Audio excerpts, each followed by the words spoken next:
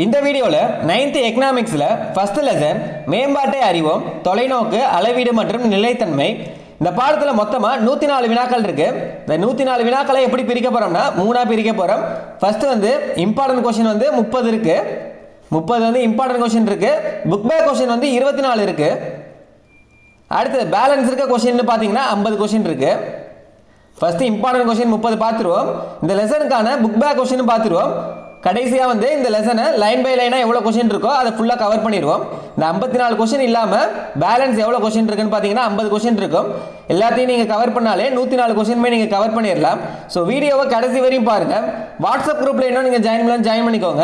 அதுக்கான லிங்கை ஃபர்ஸ்ட் கமெண்ட்ல பின் பண்றேன், ஜாயின் பண்ணிக்கோங்க. தேசிய உற்பத்தியின் உண்மையான அளவாக கருதப்படுவது எதுனா நிகர நாட்டு உற்பத்தி. நாட்டு வருமானம் என்று பொதுவாக அறியப்படுவது எதுனா நிகர நாட்டு உற்பத்தியை தான். நாட்டின் மேம்பாட்டை அளவிடும் சிறந்த குறியீடு தனிநபர் வருமானம். நாட்டின் மேம்பாட்டை அளவிடும் சிறந்த குறியீடு எதுனா தனிநபர் வருமானம். நாட்டின் தலா வருமானத்தை கணக்கிட நாட்டின் மொத்த வருமானத்தை எதனால் வகுக்க வேண்டும்? நாட்டின் மொத்த மக்கள் தொகையிலிருந்து வகுக்க வேண்டும். தலா வருமானம் கணக்கிட மொத்த வருமானத்தை நாட்டின் மொத்த மக்கள் தொகையால வகுத்தோம்னா தலா வருமானம் கண்டுபிடிச்சிடலாம். சமீபத்திய தரவுகளின்படி வாங்கும் திறன் சமநிலையின் அடிப்படையில் உலக அளவில் இந்தியா எத்தனையாவது பெரிய பொருளாதார நாடாக உள்ளது? 3வது பெரிய பொருளாதார நாடாக உள்ளது. எதுன்னு பாத்தீங்கன்னா இந்தியா.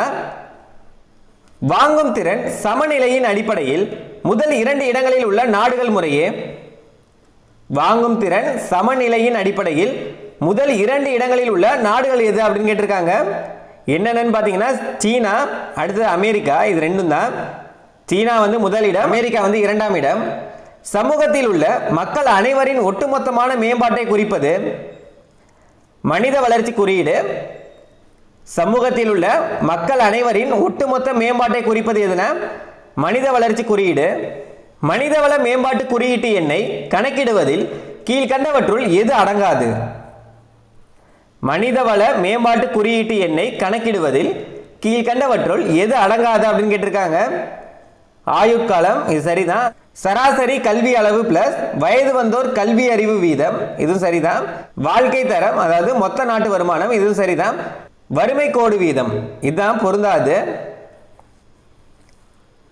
இந்தியாவில் மனித வளங்களின் வளர்ச்சிக்கு பொறுப்பான அமைச்சகம் மனிதவள மேம்பாட்டு அமைச்சகம்.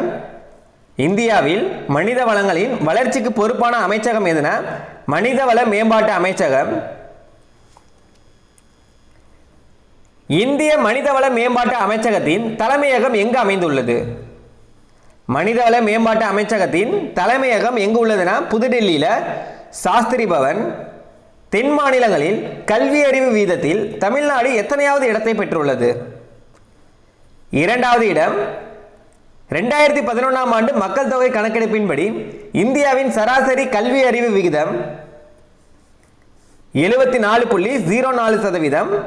இது எந்த கணக்கெடுப்புனா 2011ஆம் ஆண்டு மக்கள் தொகை கணக்கெடுப்பின்படி இந்தியாவின் சராசரி கல்வி அறிவு விகிதம் எவ்வளவுனா 74.04%. 2011ஆம் ஆண்டு கணக்கெடுப்பின்படி தமிழ்நாட்டின் கல்வி அறிவு விகிதம், முன்னாடி பார்த்தது இந்தியாவின் சராசரி கல்வி அறிவு விகிதம் 2011க்கானது. இப்ப பார்க்கறது அதே 2011க்கானது. தமிழ்நாட்டின் கல்வி அறிவு விகிதம் என்ன அப்படின்னு கேட்டிருக்காங்க. 80.09%. 2011இல் 1000 ஆண்களுக்கு இணையான பெண்களின் எண்ணிக்கை என்ற அடிப்படையில் இந்தியாவின் சராசரி பாலின விகிதம் 943. 1000 ஆண்களுக்கு 1084 பெண்கள் என்ற அளவில் அதிக பாலின விகிதத்தை கொண்ட மாநிலம் எந்த வருடம்னா 2011ல 1000 ஆண்களுக்கு 1084 பெண்கள் என்ற அளவில் அதிக பாலின விகிதத்தை கொண்ட மாநிலம் எது அப்படின்னு கேட்டிருக்காங்க. எதுனா கேரளா. 2011 கணக்கெடுப்பின்படி தமிழ்நாட்டின் பாலின விகிதம் 996. 2011 கணக்கெடுப்பின்படி தமிழ்நாட்டின் பாலின விகிதம் எவ்வளவுன்னு கேட்டிருக்காங்க. 996. மாநிலங்களின் கல்வி அறிவு, பாலின விகிதம் மற்றும் உயர் கல்வி சேர்க்கை ஆகிய தரவுகளுக்கான அதிகாரப்பூர்வ ஆதாரம் நிதி ஆயோக். மாநிலங்களின் கல்வி அறிவு, பாலின விகிதம் மற்றும் உயர்கல்வி சேர்க்கை ஆகிய தரவுகளுக்கான அதிகாரப்பூர்வ ஆதாரம் எதுனா நிதி ஆயோக். இந்தியாவில் இந்த மாநிலத்தில் உயர்கல்விக்கான சேர்க்கை மிக அதிகரித்துள்ளது. தமிழ்நாட்டில் தான். காடுகள், ஏரிகள், ஆறுகள், வன உயிர்கள் மற்றும் இயற்கை சூழலை பேணவும் பாதுகாக்கவும் இந்தியாவில் உள்ள ஒவ்வொரு குடிமகனும் கடமைப்பட்டுள்ளனர் என்று வலியுறுத்தும் இந்திய அரசியலமைப்பு பிரிவு. இது ரொம்ப முக்கியமானது. சட்டப்பிரிவு 51A(G). சுற்றுச்சூழல் பாதுகாப்பு, காடுகள் மற்றும் இயற்கை வளங்களை பாதுகாப்பதற்காக தேசிய பசுமை தீர்ப்பாய சட்டம் எந்த ஆண்டு கொண்டு வரப்பட்டது? 2010. சுற்றுச்சூழல் பாதுகாப்பு, காடுகள் மற்றும் இயற்கை வளங்களை பாதுகாப்பதற்காக தேசிய பசுமை தீர்ப்பாய சட்டம் எந்த ஆண்டு கொண்டு வரப்பட்டதுன்னா 2010. பல்லுயிர்மைகளை பாதுகாக்கும் நோக்கத்திற்காக பல்லுயிர்மை பாதுகாப்பு சட்டம் இயற்றப்பட்ட ஆண்டு 2002. பல்லுயிர்மை பாதுகாப்பு சட்டம் இயற்றப்பட்ட ஆண்டு எப்பனா 2002. முன்னாடி பார்த்தது என்ன? தேசிய பசுமை தீர்ப்பாய சட்டம் எப்பொழுது கொண்டு வரப்பட்டதுன்னா 2010. சுற்றுச்சூழலை பாதுகாத்தல் மற்றும் மேம்படுத்தலுக்கான அதிகாரத்தை வழங்கும் சுற்றுச்சூழல் சட்டம் எந்த ஆண்டு இயற்றப்பட்டது?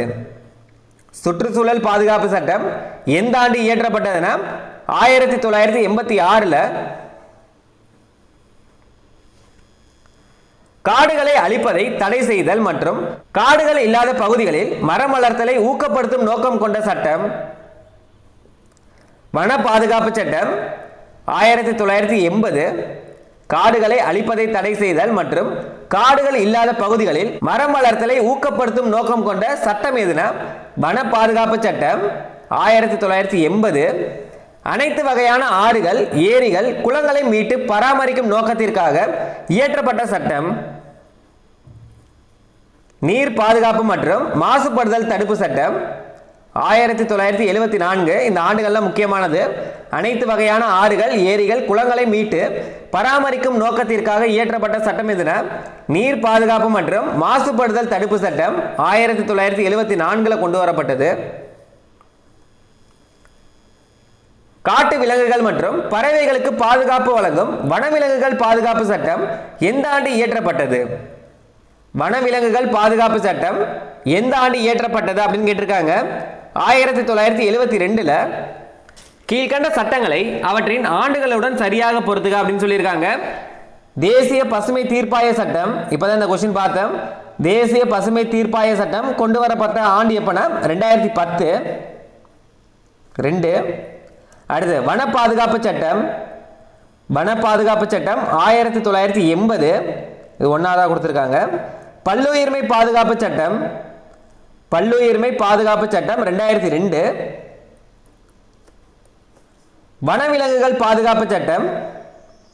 வனவிலங்குகள் பாதுகாப்பு சட்டம் 1972. அப்படியே பாருங்க 2, 1, 4, 3 தான் சரியானது. Option A.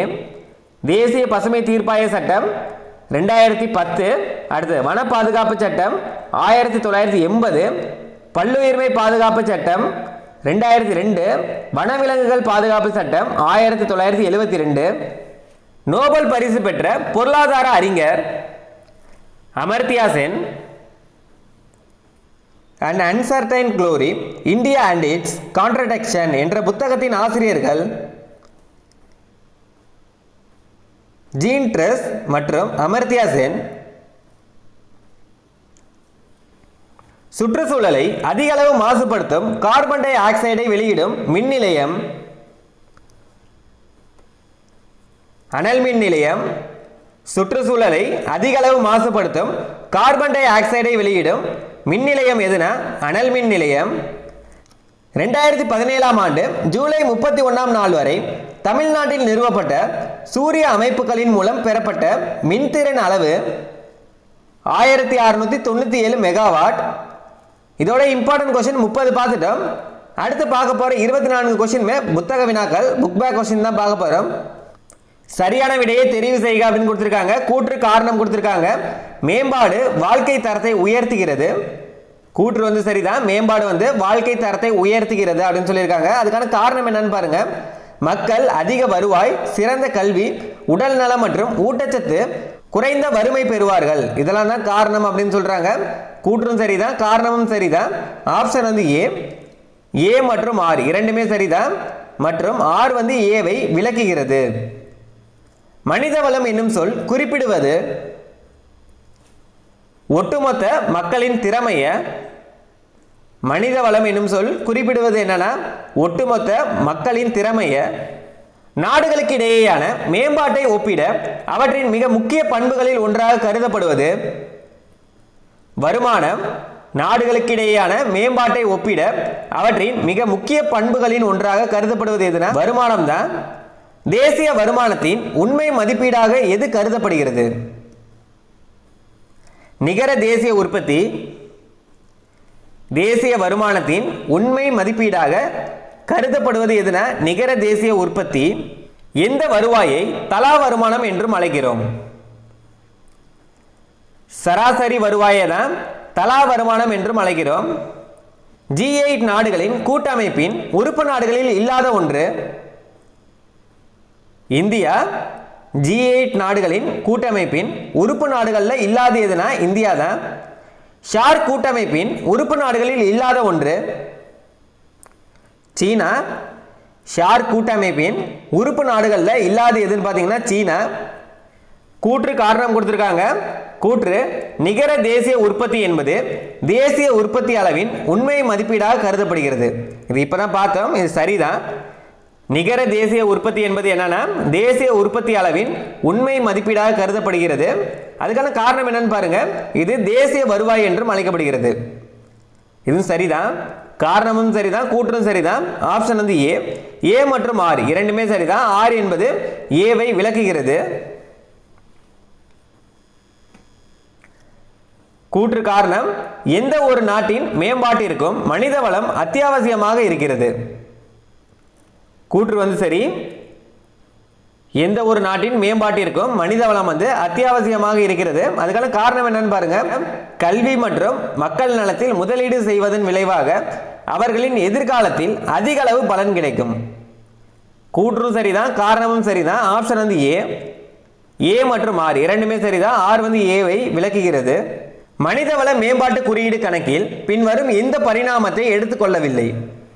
மனிதவள மேம்பாட்டு குறியீடு வந்து இந்த 4 இதுல எதை வந்து எடுத்துக்கொள்ள அப்படின்னு கேட்குறாங்க. பாலினம், உடல் நலம், கல்வி, வருமானம். இதில் வந்து எது வராதுன்னு பாருங்க. பாலினம். மனிதவள மேம்பாட்டு குறியீட்டு கணக்கில் பின்வரும் எந்த பரிணாமத்தை எடுத்துக்கொள்ளவில்லை அப்படின்னு கேட்டிருக்காங்க. பாலினம் தான். பின்வரும் எந்த மாநிலத்தில் கல்வி அறிவு தேசிய கல்வி அறிவு விகிதத்தை காட்டிலும் அதிகமாக உள்ளது? தமிழ்நாட்டின் கல்வி அறிவு தான் தேசிய கல்வி அறிவு விகிதத்தை காட்டிலும் அதிகமாக உள்ளது. பாலின விகிதம் என்பது என்னன்னா 1000 ஆண்களுக்கு எத்தனை பெண்கள் என்ற விகிதம். பரம்பரை ரீதியான சமத்துவம் எந்த நடைமுறையில் உறுதி செய்யப்படுகிறது? நிலையான மேம்பாடு முறையில் உறுதி செய்யப்படுகிறது. இந்த பொருந்தாது எதுன்னு கேட்டிருக்காங்க. சூரிய ஆற்றல், காற்று ஆற்றல், காகிதம், இயற்கை வாயு. இல்லை பொருந்தாது வந்து இயற்கை வாயு தான். இயற்கை வாயு வந்து புதுப்பிக்க இயலாத வளத்தில் வரும். மீதி இருக்க 3மே புதுப்பிக்கத்தக்க வளங்களில் வரும். இந்தியாவில் அதிகபட்ச சூரிய ஆற்றல் உற்பத்தியை செய்யும் மாநிலம். இந்தியாவில் அதிகபட்ச சூரிய ஆற்றல் உற்பத்தியை செய்யும் மாநிலம் தமிழ்நாடு. பல ஆண்டுகளின் உபயோகத்திற்கு பிறகு தீர்ந்து போகும் வளம் புதுப்பிக்க இயலாத வளம். பல ஆண்டுகளின் உபயோகத்திற்கு பிறகு தீர்ந்து போகும் வளம் எதுனா புதுப்பிக்க இயலாத வளம். அனல் மின் நிலையம் அதிக அளவிலான எதை வெளியிடுவதால் சுற்றுச்சூழல் மாசுபடுகிறது? அனல் மின் நிலையம் வந்து அதிக அளவில் கார்பன் டை ஆக்சைடை வெளியிடுவதால் சுற்றுச்சூழல் வந்து மாசுபடுகிறது. எந்த ஒரு நாட்டின் பொருளாதார மேம்பாடு டேஸ் என்று அறியப்படுகிறது? எந்த ஒரு நாட்டின் பொருளாதார மேம்பாடு பொருளாதார முன்னேற்றம் என்று அறியப்படுகிறது. மனிதவள மேம்பாட்டு அமைச்சகத்தின் தலைமையகம் எங்கு அமைந்துள்ளது அப்படின்னு கேட்டிருக்காங்க. இது ஏற்கனவே பார்த்தோம். மனிதவள மேம்பாட்டு அமைச்சகத்தின் தலைமையகம் வந்து புதுடெல்லியில் இருக்கு, சாஸ்திரி பவன். இந்தியாவில் அதிக கல்வியறிவு பெற்றுள்ள மாநிலம் கேரளா. உலக அளவில் மனிதவள மேம்பாட்டு அறிக்கையை தயாரித்து வெளியிடுகின்ற நிறுவனம் ஐக்கிய நாடுகள் மேம்பாட்டு திட்டம். நிலத்தடி நீர் என்பது எந்த வளங்களின் ஒரு எடுத்துக்காட்டாகும் அப்படின்னு கேட்டிருக்காங்க. நிலத்தடி நீர் வந்து புதுப்பிக்கத்தக்க வளங்கள், புதுப்பிக்கத்தக்க வளங்களுக்கு எடுத்துக்காட்டு. இந்த கொஸ்டின் ஏற்கனவே பார்த்துட்டோம். கீழ்கண்டவற்றை சரியாக பொறுத்துக்க அப்படின்னு கொடுத்துருக்காங்க. மேம்பாடு, மேம்பாடு வந்து தினசரி வாழ்க்கையின் ஒரு பகுதி, நாலாவதா இருக்கு. அடுத்து மனிதவளம், மனிதவளம் கல்வி. சூரிய சக்தி, புதுப்பிக்கத்தக்க வளங்கள். 1972 வனவிலங்குகள் பாதுகாப்பு சட்டம். 4.1.2.3 இதுதான் சரியானது. ஆப்ஷன் வந்து ஏ. மேம்பாடு வந்து தினசரி வாழ்க்கையின் ஒரு பகுதி, மனித வளம் வந்து கல்வி, சூரிய சக்தி, புதுப்பிக்கத்தக்க வளங்கள், 1972 வனவிலங்குகள் பாதுகாப்பு சட்டம். இதோட இம்பார்ட்டன்ட் கொஸ்டின் 30 பார்த்துட்டோம், பிளஸ் புக் பேக் கொஸ்டின் ஒரு 24 பார்த்துட்டோம். டோட்டலா 54 கொஸ்டின் பார்த்துட்டோம். இந்த லெசன்ல பேலன்ஸ் இருக்க 50 கொஸ்டின் பார்க்க போறோம். ஒரு நாட்டின் பொருளாதார முன்னேற்றம் என்பது அதன் டேஸ் என்று அறியப்படுகிறது. பொருளாதார மேம்பாடுன ஒரு நாட்டின் பொருளாதார முன்னேற்றம் என்பது அதன் பொருளாதார மேம்பாடு என அறியப்படுகிறது. மேம்பாடு என்ற கருத்தாக்கத்தின் தன்மை பற்றிய சரியான கூற்று எது அப்படின்னு கேட்டிருக்காங்க. இதன் விளக்கம் தொடர்ந்து மாறிக்கொண்டே இருக்கும் மற்றும் நபருக்கு நபர் இதன் பொருள் மாறுபடும். இதன் விளக்கம் வந்து எக்காலத்திலும் மாறாது, அனைத்து நபர்களுக்கும் ஒரே பொருளை தரும். இது ஒரு குறிப்பிட்ட துறையை மட்டும் குறிக்காது. இல்லை சரியான கூற்று எதுன்னு கேட்டிருக்காங்க. ஏதான் சரியானது. இதன் விளக்கம் வந்து தொடர்ந்து மாறிக்கொண்டே இருக்கும் மற்றும் நபருக்கு நபர் இதன் பொருள் மாறுபடும். நமது இலக்குகளை அடைவதற்கான வழிகள் நாட்டினை முன்னேற்றத்திற்கு கொண்டு செல்வது எவ்வாறு அழைக்கப்படுகிறது? மேம்பாடுன நமது இலக்குகளை அடைவதற்கான வழிகள் நாட்டினை முன்னேற்றத்திற்கு கொண்டு செல்வது மேம்பாடு என அழைக்கப்படுகிறது. பொருளாதார மேம்பாடு என்பது எதை குறிக்கிறது? மக்களின் வாழ்க்கை தரம், நிலையான நாட்டின் வளர்ச்சி. இது ரெண்டுத்தையுமே தான். பொருளாதார மேம்பாடு என்பது எதை குறிக்கிறதுனா மக்களின் வாழ்க்கை தரம், நிலையான நாட்டின் வளர்ச்சி. இதில் டி தான் சரியானது. ஏ மற்றும் பி இரண்டுமே சரி. பொருளாதார முன்னேற்றத்தின் முதன்மையான குறியீடுகளில் பொருந்தாது எது? பொருளாதார முன்னேற்றத்தின் முதன்மையான குறியீடுகளில் பொருந்தாது எது அப்படின்னு தான் கேட்டிருக்காங்க. இல்லை சரியானது ஃபர்ஸ்ட் என்னன்னு பார்த்துருவோம். நிகர நாட்டு உற்பத்தி, இது சரிதான். அடுத்தது வாங்கும் திறன் சமநிலை, இதுவும் சரிதான்.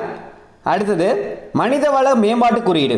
இது மூணுமே வந்து பொருளாதார முன்னேற்றத்தின் முதன்மையான குறியீடுகள். இல்லை பொருந்தாது எதுன்னு கேட்டிருக்காங்க. பொருந்தாது வந்து மொத்த உள்நாட்டு மகிழ்ச்சி, இதுதான் பொருந்தாது. ஓராண்டில் நாட்டின் புவியியல் எல்லைக்குள் குறிப்பிட்ட காலத்திற்குள் உற்பத்தி செய்யப்பட்ட பொருள்கள் மற்றும் பணிகளின் மொத்த பண மதிப்பு எவ்வாறு அழைக்கப்படுகிறது? மொத்த உள்நாட்டு உற்பத்தின்னு ஓராண்டில் நாட்டின் புவியியல் எல்லைக்குள் குறிப்பிட்ட காலத்திற்குள் உற்பத்தி செய்யப்பட்ட பொருள்கள் மற்றும் பணிகளின் மொத்த பண மதிப்பு எவ்வாறு அழைக்கப்படுகிறதுனா மொத்த உள்நாட்டு உற்பத்தின்னு. பொருளாதார மேம்பாட்டின் குறியீடாக கருதப்படுவது நாட்டு வருமானம். பொருளாதார மேம்பாட்டின் குறியீடாக கருதப்படுவது எதுனா நாட்டு வருமானம். சராசரி வருவாய் என்பதை நாம் எவ்வாறு அழைக்கிறோம்? சராசரி வருவாய் அப்படின்றத நம்ம எப்படி சொல்றோம்னா தலா வருமானம் அப்படின்னு. சர்வதேச அளவில் அனைத்து நாடுகளின் தனிநபர் வருமானத்தை ஒப்பிடுவதற்கு எந்த நாணயத்தில் கணக்கீடு செய்யப்படுகிறது? அமெரிக்க டாலர்ல தான். சர்வதேச அளவில் அனைத்து நாடுகளின் தனிநபர் வருமானத்தை ஒப்பிடுவதற்கு எந்த நாணயத்தில் கணக்கீடு செய்யப்படுகிறதுனா அமெரிக்க டாலர்ல தான். நாடுகளின் வருமான அளவீடுகளை தலா வருமானத்தின் அடிப்படையில் புதியதாக வகைப்படுத்தியுள்ள அமைப்பு எந்த ஆண்டுன்றதை பார்த்துக்கோங்க. ஜூலை 1, 2022 புதியதாக வகைப்படுத்தியுள்ள அமைப்பு எது அப்படின்னு கேட்டிருக்காங்க. உலக வங்கி. எந்த ஆண்டுன்றது முக்கியமானது. நாடுகளின் வருமான அளவீடுகளை தலா வருமானத்தின் அடிப்படையில் புதியதாக வகைப்படுத்தியுள்ள அமைப்பு எதுனா உலக வங்கி தான். எந்த ஆண்டுன்னு பாருங்க. ஜூலை 1, 2022. உலக வங்கியின் புதிய அறிக்கையின்படி குறைந்த வருவாய் கொண்ட நாடுகள் என வகைப்படுத்தப்படும் நாடுகளின் தலா வருமானம் எவ்வளவு அப்படின்னு கேட்டிருக்காங்க. உலக வங்கியின் புதிய அறிக்கையின்படி குறைந்த வருமானம் கொண்ட நாடுகள் என வகைப்படுத்தப்படும் நாடுகளின் தலா வருமானம் எவ்வளவுனா less than 1085 அமெரிக்க டாலர். உலக வங்கியின் அறிக்கையின்படி 1086 முதல் 4255 அமெரிக்க டாலர் வரை தலா வருமானம் கொண்ட நாடுகள் எவ்வாறு வகைப்படுத்தப்படுகிறது? குறைந்த நடுத்தர வருவாயின.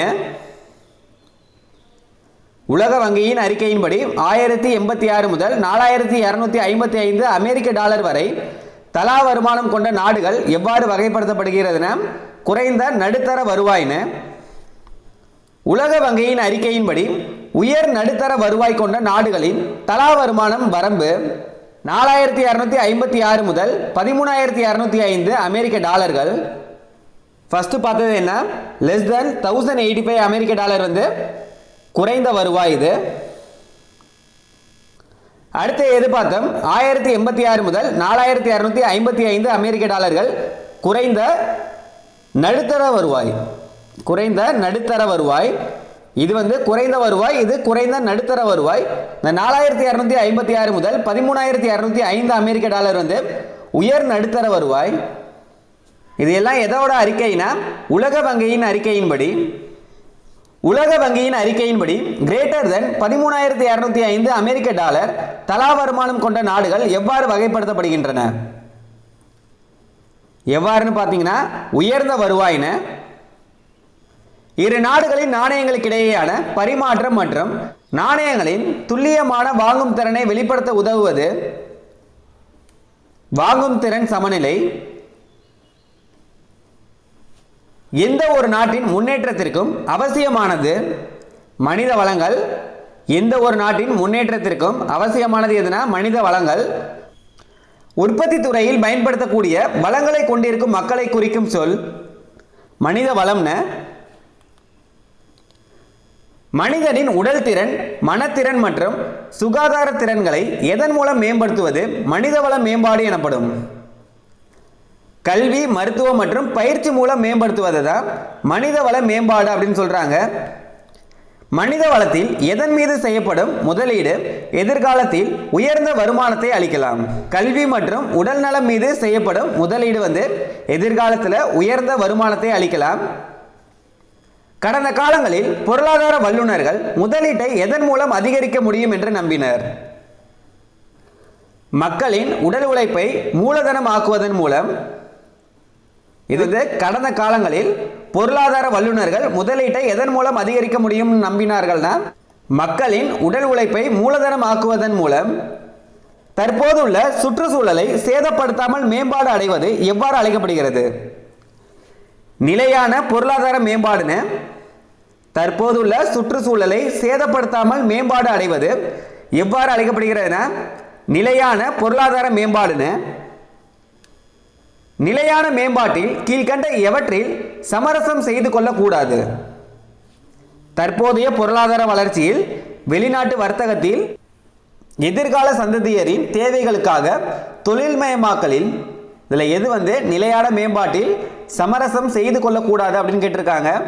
எதிர்கால சந்ததியரின் தேவைகளுக்காக சமரசம் செய்து கொள்ளக்கூடாது. கீழ்கண்டவற்றுள் புதுப்பிக்கத்தக்க வளத்திற்கு எடுத்துக்காட்டு எது அப்படின்னு கேட்டிருக்காங்க. புதுப்பிக்கத்தக்க வளத்திற்கு எடுத்துக்காட்டு சூரிய சக்தி, நிலக்கரி, பெட்ரோல், இயற்கை எரிவாயு. இதெல்லாம் புதுப்பிக்க இயலாத வளங்கள். இதில் புதுப்பிக்கத்தக்க வளங்கள் தான் கேட்டிருக்காங்க சூரிய சக்தி. அடுத்தது புதுப்பிக்க இயலாத வளங்கள் எது அப்படின்னு கேட்டிருக்காங்க. புதுப்பிக்க இயலாத வளங்கள் எது அப்படின்னு கேட்டிருக்காங்க. சூரிய சக்தி, காற்று. இதெல்லாம் புதுப்பிக்கத்தக்க வளங்கள் தான். அடுத்தது நிலக்கரி மற்றும் பெட்ரோல். இதுதான் புதுப்பிக்க இயலாத வளங்கள். நிலத்தடி நீர் மற்றும் காடுகள் இது புதுப்பிக்கத்தக்க வளங்கள். கடல் நீர் மற்றும் அலை சக்தி இது புதுப்பிக்கத்தக்க வளங்கள் தான். இதில் கேட்டிருக்கிறது புதுப்பிக்க இயலாத வளங்கள் தான் எதுன்னு கேட்டிருக்காங்க. நிலக்கரி மற்றும் பெட்ரோல். நிலத்தடி நீர் என்பது எவ்வகை வளத்திற்கு ஓர் எடுத்துக்காட்டாகும்? இது ஏற்கனவே பார்த்துட்டோம். நிலத்தடி நீர் என்பது எவ்வகை வளத்திற்கு எடுத்துக்காட்டு அப்படின்னு கேட்டிருக்காங்க. புதுப்பிக்க தகுந்த வளத்திற்கு எடுத்துக்காட்டு. நிலையான மேம்பாட்டை அடைவதற்கு எவற்றிற்கிடையே சமநிலையை வைத்திருக்க வேண்டும்? பொருளாதாரம், சமூகம் மற்றும் சுற்றுச்சூழல்களுக்கிடையே சமநிலையை வைத்திருக்க வேண்டும். தமிழ்நாட்டின் கல்வி அறிவு வீதம் தேசிய சராசரியுடன் ஒப்பிடும்போது எவ்வாறு உள்ளது? இது ஏற்கனவே பார்த்திருப்போம். தமிழ்நாட்டின் கல்வி அறிவு வீதம் தேசிய சராசரியுடன் ஒப்பிடும்போது எவ்வாறு உள்ளதுன்னா தேசிய சராசரியை விட அதிகமாக உள்ளது. 2011 மிக அதிக கல்வி அறிவு விகிதத்தை, அதாவது 94% கொண்ட மாநிலம் எது அப்படின்னு கேட்டிருக்காங்க. கேரளா. 2015 முதல் 2016 ஆண்டிற்கான தரவுகளின்படி இந்தியாவில் உயர்கல்வி சேர்க்கை விகிதம் 24.5%. இது 2015 2016க்கான தரவுகள். உயர்கல்வி சேர்க்கை விகிதத்தில் 2015 முதல் 2016 44.3% பெற்றுள்ள மாநிலம் தமிழ்நாடு. இயற்கை வளங்களில் தாவரங்கள் மற்றும் விலங்குகள் எவ்வகை வளங்களுக்கு எடுத்துக்காட்டாகும்? புதுப்பிக்கத்தக்க வளங்களுக்கு எடுத்துக்காட்டு. இயற்கை வளங்கள்ல தாவரங்கள் மற்றும் விலங்குகள் இதெல்லாம் எவ்வகை வளங்களுக்கு எடுத்துக்காட்டுன்னு கேட்டிருக்காங்க. புதுப்பிக்கத்தக்க வளங்களுக்கு எடுத்துக்காட்டு. கனிமங்கள் மற்றும் புதைப்படிவ எரிபொருள்கள் எவ்வகை வளங்களுக்கு எடுத்துக்காட்டாகும்? புதுப்பிக்க இயலாத வளங்களுக்கு எடுத்துக்காட்டு. கனிமங்கள், புதைப்படிவ எரிபொருள்கள் இதெல்லாம் புதுப்பிக்க இயலாத வளங்களுக்கு எடுத்துக்காட்டு. தங்களை புதுப்பித்துக் கொள்ள ஒரு குறுகிய நேரத்தை எடுத்துக்கொள்ளும் மாசற்ற மற்றும் சுற்றுச்சூழல் நலம் காக்கின்ற வளங்கள் எது? புதுப்பிக்கத்தக்க வளங்கள். கீழே கொடுக்கப்பட்டுள்ளவற்றில் எது புதுப்பிக்கத்தக்க வளங்களுக்கு எடுத்துக்காட்டு அல்ல? எது எடுத்துக்காட்டு இல்லை அப்படின்னு கேட்டிருக்காங்க. சூரிய சக்தி, காற்று சக்தி, நீர், மரம் இதெல்லாம் புதுப்பிக்கத்தக்க வளங்கள் தான். அதே மாதிரி காகிதம், இதுவும் புதுப்பிக்கத்தக்க வளங்கள் தான். இதில் புதுப்பிக்கத்தக்க வளங்களுக்கு எடுத்துக்காட்டுகளில் இல்லாத எது அப்படின்னு கேட்டிருக்காங்க. இல்லாதது எதுனா உலோகங்கள் மற்றும் கண்ணாடி. இது ரெண்டும் தான் புதுப்பிக்கத்தக்க வளங்களுக்கு எடுத்துக்காட்டுகளில் இல்லாது. உருவாவதற்கு பல நூறு ஆண்டுகள் தேவைப்படும் மற்றும் சுற்றுச்சூழலை மாசுபடுத்துகின்ற வளங்கள் புதுப்பிக்க இயலாத வளங்கள். நிலக்கரி, பெட்ரோல், இயற்கை எரிவாயு மற்றும் டீசல் போன்றவை பொதுவாக எவ்வாறு அழைக்கப்படுகின்றன? இதெல்லாம் புதைப்படிவ எரிபொருள்கள் அப்படின்னு அழைக்கப்படுது. இந்தியாவின் மின்சார தேவைகளை பூர்த்தி செய்ய பெரும்பாலும் எதை சார்ந்திருக்கிறது? அனல் மின்சாரம் மற்றும் நீர் மின்சாரத்தை. சூரிய ஒளி மூலம் மின்சக்தியை நேரடியாக எதன் மூலம் உற்பத்தி செய்ய முடியும்? சூரிய ஒளியின் மின்னழுத்த செல்கள் மூலம். சூரிய ஒளி மூலம் மின்சக்தியை நேரடியாக எதன் மூலம் உற்பத்தி செய்ய முடியும்னா சூரிய ஒளியின் மின்னழுத்த செல்கள் மூலம். சூரிய ஒளி தகடுகள் சூரிய ஒளியினை எவ்வகை வினைக்கு உட்படுத்தி மின்சக்தியாக மாற்றுகிறது? வேதி வினைக்கு உட்பட்டு சூரிய ஒளியை மின்சக்தியாக மாற்றுகிறது. எதுன்னு பார்த்தீங்கன்னா சூரிய ஒளி தகடுகள். இந்தியாவில் சூரிய சக்தி மூலம் அதிக மின்சாரம் உற்பத்தி செய்யும் மாநிலங்களில் முன்னிலையில் உள்ள மாநிலம் தமிழ்நாடு. இந்தியா தனது சுற்றுச்சூழல் கொள்கையை கடந்த எத்தனை ஆண்டுகளாக உருவாக்கி கொண்டு வந்துள்ளது? 30 ஆண்டுகளாக உருவாக்கி கொண்டு வந்துள்ளது.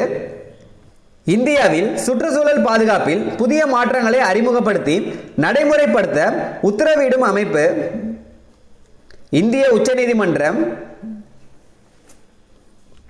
ஒரு நாட்டின் மக்களின் வாழ்க்கை தரத்தை, அதாவது அதிக வருமானம், சிறந்த சுகாதாரம், சம வாய்ப்பு நிர்ணயம் செய்வது எது அப்படின்னு கேட்டிருக்காங்க. பொருளாதார மேம்பாடு தான். ஒரு நாட்டின் மக்களின் வாழ்க்கை தரத்தை நிர்ணயம் செய்வது எதுனா பொருளாதார மேம்பாடு.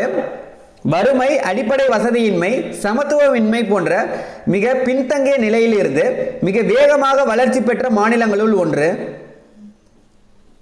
தமிழ்நாடு. வறுமை, அடிப்படை வசதியின்மை, சமத்துவமின்மை போன்ற மிக பின்தங்கிய நிலையிலிருந்து மிக வேகமாக வளர்ச்சி பெற்ற மாநிலங்களில் ஒன்றியதுனா தமிழ்நாடு. தமிழ்நாடு முன்னெடுத்துள்ள சமூக நலத்திட்டங்களில் கீழ்கண்டவற்றுள் எவை அடங்கும்? அனைத்து பள்ளிகளிலும் மதிய உணவு வழங்கும் திட்டம் மற்றும் சுகாதார மையங்கள், சாலை வசதிகள் மற்றும் பொது போக்குவரத்து, குடிநீர் வசதி மற்றும் மின் இணைப்பு வழங்கல். இல்லை, மேற்கண்ட அனைத்துமே சரிதான். அனைத்து பள்ளிகளிலும் மதிய உணவு வழங்கும் திட்டம், சுகாதார மையங்கள், சாலை வசதிகள், பொது போக்குவரத்து, குடிநீர் வசதி மற்றும் மின் இணைப்பு வழங்கல். இதில் அனைத்துமே சரியானது தான். பொருளாதார வளர்ச்சியை எட்ட முயன்ற பெரும்பாலான இந்திய மாநிலங்களை விட தமிழ்நாட்டில் தனிநபர் வருமானம் அதிகமாக இருக்க காரணம் மனித திறன்களை பயன்படுத்தியதால். தமிழ்நாட்டின் பொருளாதார வளர்ச்சியானது எதனை சாத்தியப்படுத்தி மக்கள் ஆதரவுடன் இணக்கமாக செயல்படுவதை குறிக்கின்றது? சமூக நலத்திட்டங்களை சாத்தியப்படுத்தி மக்கள் ஆதரவுடன் இணக்கமாக செயல்படுவதை குறிக்கின்றது. பொருளாதாரத்தின் அனைத்து துறைகளின் ஒட்டுமொத்த வளர்ச்சி என்பது எவ்வாறு அழைக்கப்படுகிறது? பொருளாதார மேம்பாடுன்னு பொருளாதாரத்தின் அனைத்து துறைகளின் ஒட்டுமொத்த வளர்ச்சி என்பது பொருளாதார மேம்பாடு என அழைக்கப்படுகிறது. கீழ்கண்டவற்றுள் பொருளாதார மேம்பாட்டின் குறியீடுகள் எவை அப்படின்னு கேட்டிருக்காங்க.